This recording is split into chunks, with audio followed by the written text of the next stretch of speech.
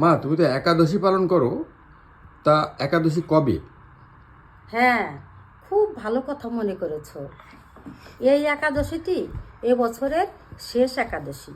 এটি পৌষ মাসের কৃষ্ণপক্ষের একাদশী। আচ্ছা এর নাম সফলা একাদশী। আচ্ছা এটি পড়েছে 26শে ডিসেম্বর 2024 বৃহস্পতিবার। আচ্ছা এদিনে এটিকে পালন করতে হবে।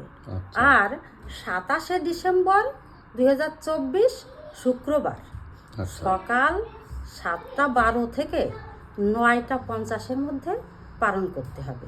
আচ্ছা যাক, আপনারা যারা 8 থেকে 80 বছরের মধ্যে আছেন তাদের একান্তভাবে কর্তব্য এই একাদশী ব্রত পালন করা, কারণ এটি কলিযুগের শ্রেষ্ঠ ব্রত।